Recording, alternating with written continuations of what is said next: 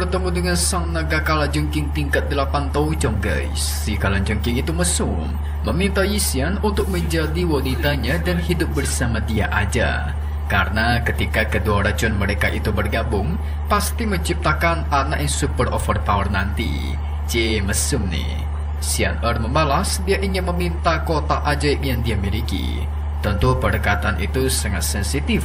Tidak semua orang boleh mengatakan hal tersebut karena bersifat rahasia guys. Sehingga karena keburu emosi, dia pun berniat membantai Xiaoyan dan merebut Yixian.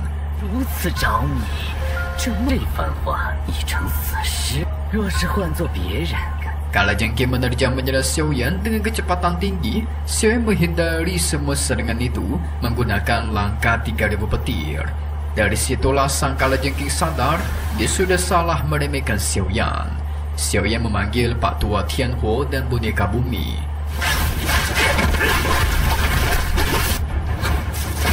Pak Tua Tianhuo sudah tidak sabar memberi sang kalajengking pelajaran. Wadidaw.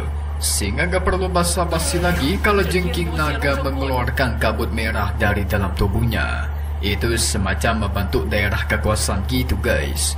Benar aja tidak lama dari itu, muncullah berbagai binatang beracun yang sungguh berbahaya. Pak Tua Tianhuo dan boneka bumi langsung beraksi untuk menghabisi para binatang jelek itu. Tetapi selain para binatang, ada juga dua pengawal dari Raja Kalajengking. Sehingga terjadilah pertarungan sengit di antara mereka. Musuh tidak kunjung berhenti muncul.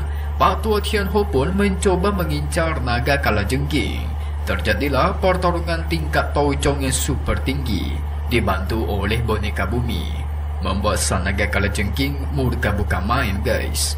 Sampai melancarkan ribuan sisi kalajengking tanpa henti. Pak Tua Tianhuo pun mulai serius. Pertarungan mereka terus berlanjut. Sementara Xiaoyan dan Yixian sibuk menghabisi para keroco.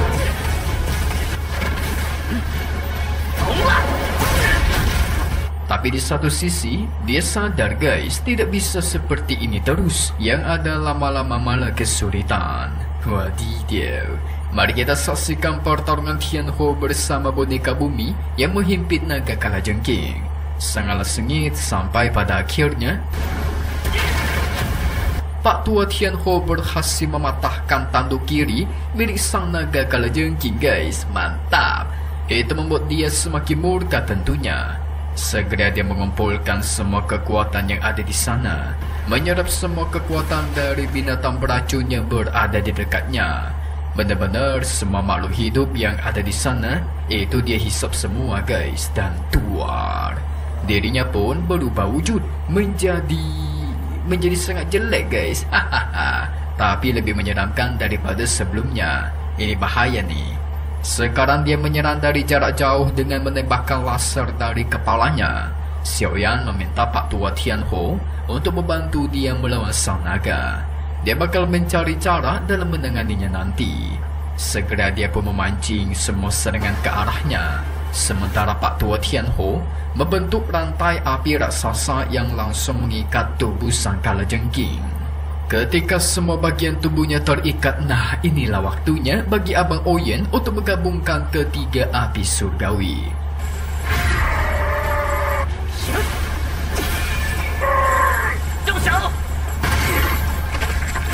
Di sini mereka juga bertarung dengan waktu.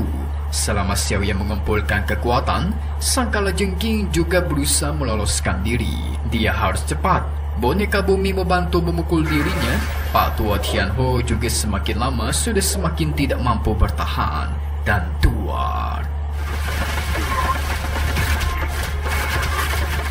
Semua rantai dihancurkan. Tianhuo diserang sedemikian rupa dan dipentalkan ke sana ke sini udah kayak samsak tinju guys. Bahkan boneka bumi tidak berkutik dia buatnya. Sementara Xiaoyan sibuk menggabungkan api surgawi untuk membentuk Angry Buddha Lotus Flame.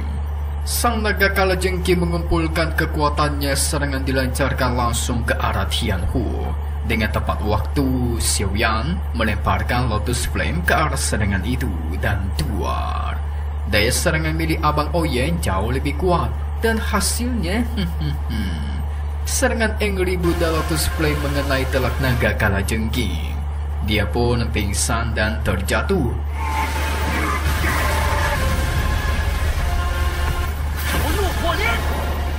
Kemenangan bagi tim Babang Oyen ya guys, mantap.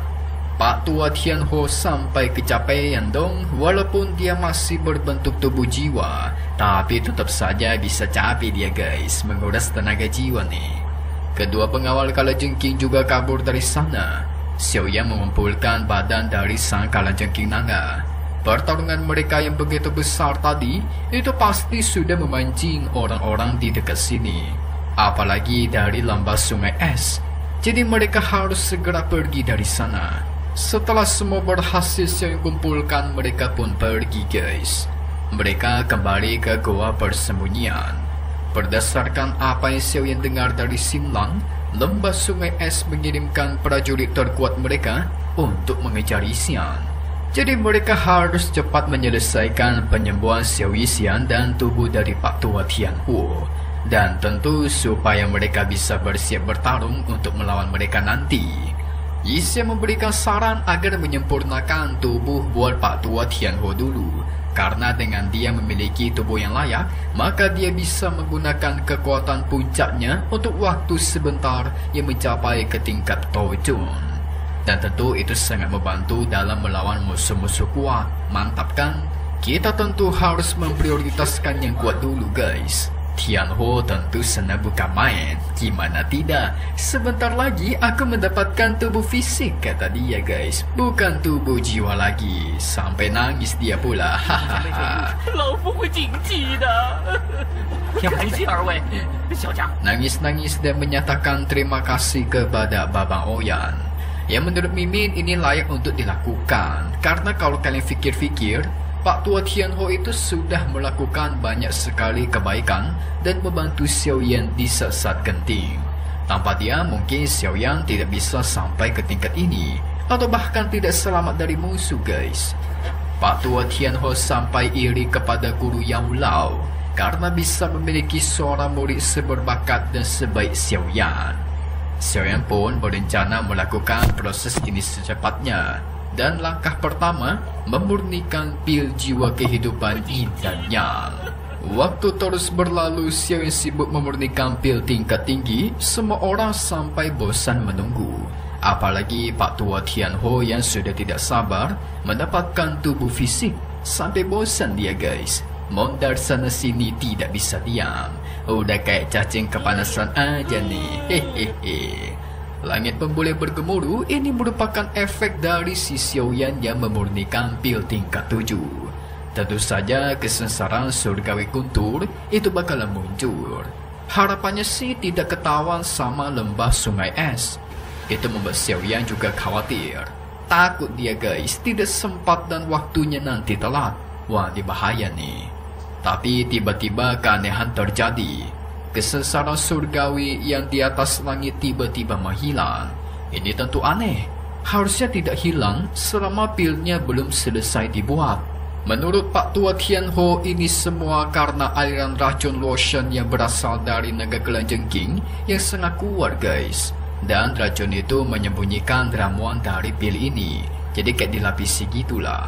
Sehingga itu membuat kesengsaraan surgawi gagal melacak keberadaannya. Dan dia pun menghilang mengira kalau proses Xiao Yan itu gagal. Tapi itu kan justru bagus buat si Xiao Yan ya kan. Jadi musuh tidak tahu kalau dia sedang memurnikan pil tingkat tinggi. Segera proses pun dilanjutkan dan tuar. Ledakan besar pun terjadi. Pil Yin dan Yang pun akhirnya berhasil dibuat. Pak Tua Tianho harus segera memurnikan pil itu. Nah, tubuhnya kira-kira pakai tubuh siapa nih guys? Hehe. Yes, Xiao Yan memberikan Pak Tua Tianho tubuh fisik miliknya. Ayo, siapa dia guys? Pasti kalian semua lupa kan? Mimin kasih clue petunjuk deh. Dia dulu itu melawan Xiao Yan dari season 4 sampai season 5. Dan dia itu dulunya seorang ketua sekte. Hehehe, siapa ayo? Kalau penonton setia pasti tahu namanya lah ya. Coba komen di bawah, Mimin pengen lihat seberapa banyakkah orang yang mengingat dirinya. Sementara itu, orang-orang dari lomba sungai es, mereka mencari keberadaan kesesaran surgawi yang tiba-tiba menghilang tadi. Ketua mereka bernama Tian She. Matanya satu guys, sebelahnya ditutup dengan penutup. Wah, ini dia kuat sekali nih. Minimal kayaknya Touchong tingkat 7 atau di atasnya. Bakal menjadi lawan berat untuk Pak Tua Tianho nanti. Pak Tua Tianho kekuatannya api, sementara Tian She berfokus kepada es. Jadi sangat cocok nih, sangat berlawanan. So, kira-kira apa yang terjadi lagi di episode selanjutnya guys? Hehe. Tetua kuat yang dikirim oleh lembah sungai es ternyata nanti akan berhadapan dengan Nisian.